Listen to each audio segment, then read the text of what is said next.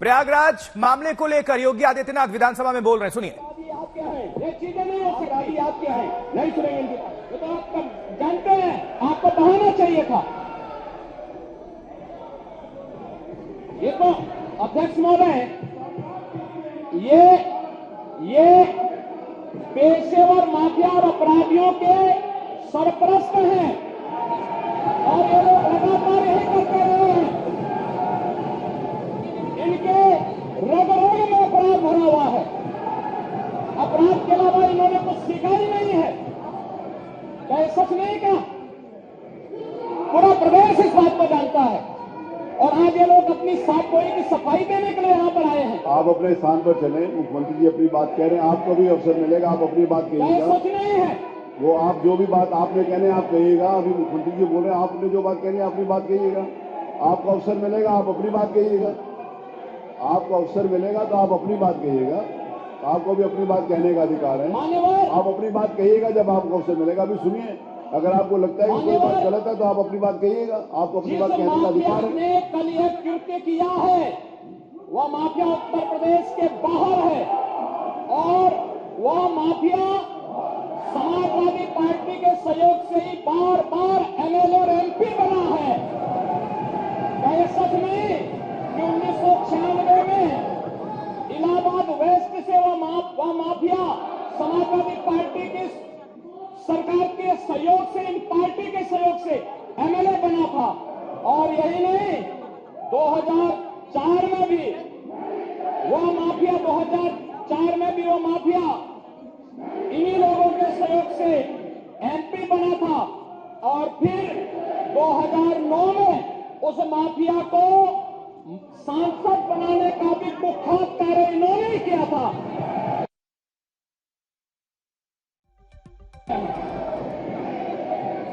और मैं फिर इस बात को कह रहा हूं कि माफिया कोई भी हो, सरकार की 0 टॉलरेंस की नीति है और उन माफियाओं के खिलाफ मिट्टी में मिलाने का काम उनका हमारी सरकार करेगी। पूरी मजबूती के साथ उनसे निपटने का कार्य करेगी, लेकिन चोरी और सीना चोरी दोनों नहीं चल सकता है। अब बात सुनिए, जो बात कह रहे हैं, अगर आप जो बात कही जा रही है उसको सुनिए। आप अपना जवाब दीजिए कि आपने सांसद बनाया था कि नहीं बनाया था, विधायक बनाया था कि नहीं बनाया था। आप तय करिए अपनी बात। जो माननीय मुख्यमंत्री जी कह रहे हैं, आप अपनी बात का जवाब दीजिए। आपको अवसर मिलेगा, आप अपनी बात का जवाब दीजिएगा।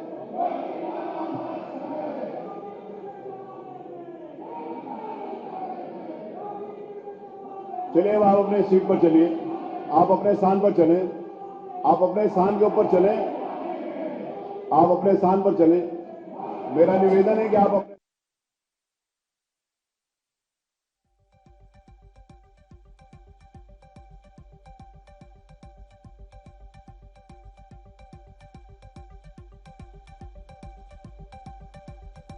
व्यवस्था पर विधानसभा में योगी आदित्यनाथ का बयान बोल रहे हैं अभी, और साफ तौर पर कह रहे हैं कि माफियाओं को मिट्टी में मिला दूंगा।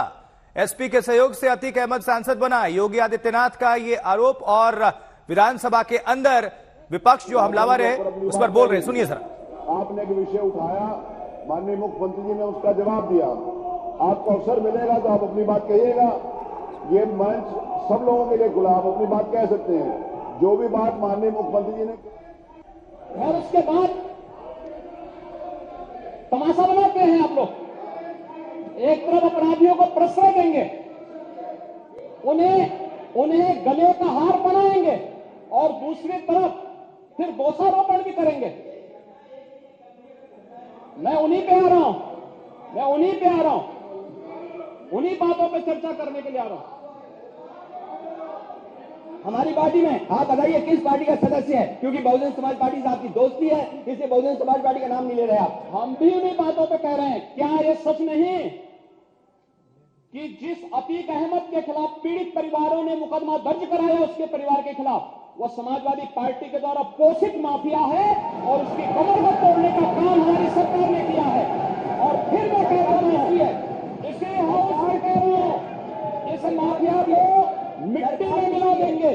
सरकार किसी है, गफलत में हो, ये माफिया है, इनको मिट्टी में मिलाने का काम करेंगे। अपराधी आप लोग, अपराधी दूर कर अपराधी आप क्या हैं? ये चीजें नहीं हो सकती। अपराधी आप क्या हैं? नहीं सुनेंगे इनकी बात। ये तो आप जानते हैं, आपको बहाना चाहिए था। ये तो अध्यक्ष महोदय, ये पेशेवर माफिया और अपराधियों के सरपरस्त हैं और ये लोग लगातार यही करते रहे हैं। इनके रग-रग में अपराध भरा हुआ है। अपराध के अलावा इन्होंने कुछ सीखा ही नहीं है। क्या ये सच नहीं का? पूरा प्रदेश इस बात को जानता है और आज ये लोग अपनी साफ गोई की सफाई देने के लिए यहाँ पर आए हैं। आप अपने स्थान पर चले, मुख्यमंत्री जी अपनी बात कह रहे हैं, आपको भी अवसर मिलेगा, आप अपनी बात क्या ये कहिएगा। सच नहीं है? वो आप जो भी बात आपने कहने आप कहिएगा। अभी मुख्यमंत्री जी बोल रहे हैं, आपने जो बात कहनी है अपनी बात कहिएगा। आपको अवसर मिलेगा, आप अपनी बात कहिएगा। आपको अवसर मिलेगा तो आप अपनी बात कहिएगा। आपको भी अपनी बात कहने का अधिकार। 1996 में इलाहाबाद वेस्ट से वह माफिया। अध्यक्ष जी, मैं आपका आभारी हूं कि आपने माननीय राज्यपाल महोदय के द्वारा 20 फरवरी को संवेद सदन में दिए गए भाषण पर मुझे इस सदन में माननीय सदस्य डॉक्टर नीलकंठ तिवारी जी के द्वारा प्रस्तुत प्रस्ताव पर इसका जवाब देने के लिए अवसर दिया है। मैं धन्यवाद दूंगा नेता विरोधी दल और सभी माननीय दलीय नेताओं का और उन सभी माननीय सदस्यों का जिन्होंने इस पूरी चर्चा में भाग लेकर के अपनी बातों को मजबूती के साथ इस सदन के सामने रखा। मैं हमेशा इस बात को मानता रहा हूं कि आप हमारी बातों से सहमत होंगे, नहीं होंगे, लेकिन लोकतांत्रिक तरीके से सदन की कार्रवाई को आगे बढ़ाने की आवश्यकता है और उन कार्यक्रमों के साथ ही हम संसदीय लोकतंत्र की गरिमा को और उसके गौरव को आगे बढ़ाने का कार्य कर सकते हैं। इससे पहले कि मैं अपनी बात को आगे बढ़ाऊं, मुझे महाकवि दिनकर की कुछ बातें याद आ गई।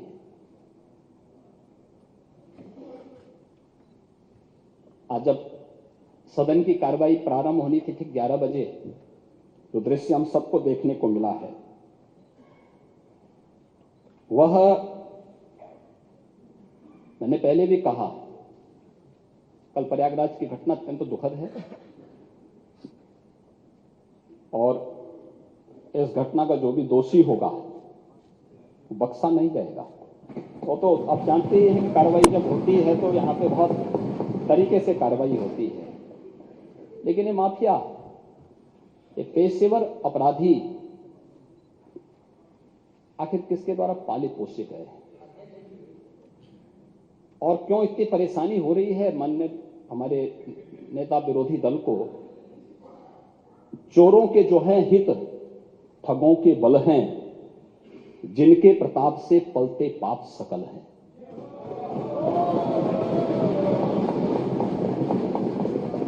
जो छल प्रपंच सबको प्रश्रय देते हैं या चाटुकार जन की सेवा लेते हैं, यह पाप उन्हीं का है।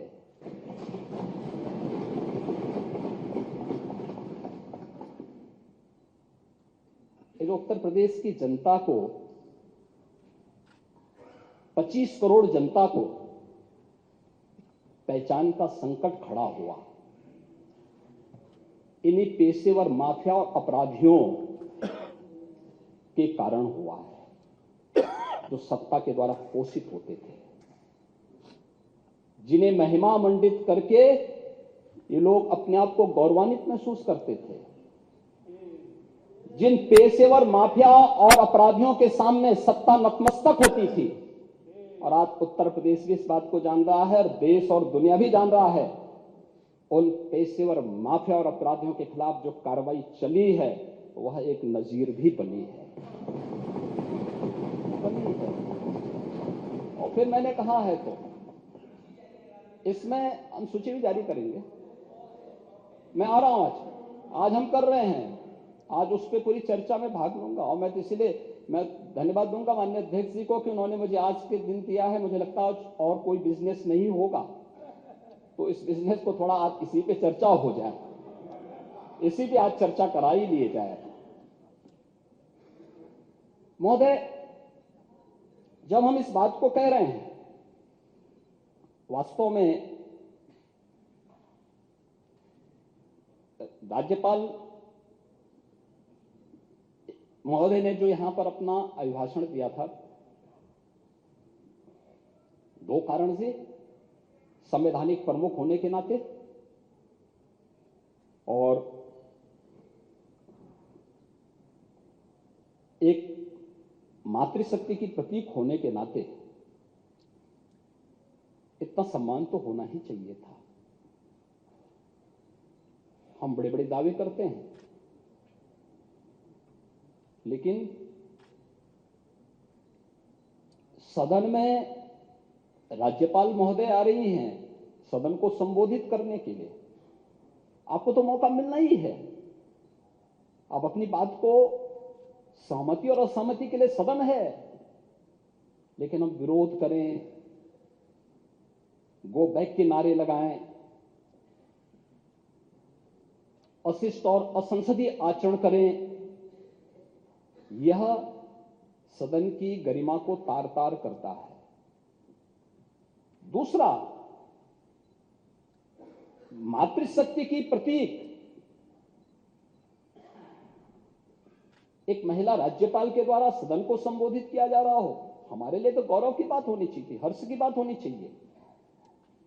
उस समय नारे लगा करके पूरे सदन की कार्रवाई को बाधित करने का प्रयास हो।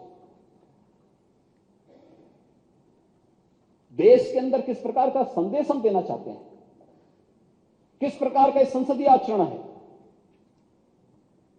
किस लोकतंत्र की आप बात कर रहे हैं, फिर किन संसदीय परंपराओं की बात कर रहे हैं, वह दृश्य भी हम सब ने देखा। जो एक महिला राज्यपाल, उत्तर प्रदेश की सर्वोच्च संवैधानिक प्रमुख का सम्मान नहीं कर सकते, मान्यवर उनसे ये उम्मीद करना कि वो प्रदेश की आधी आबादी का सम्मान करेंगे, ये तो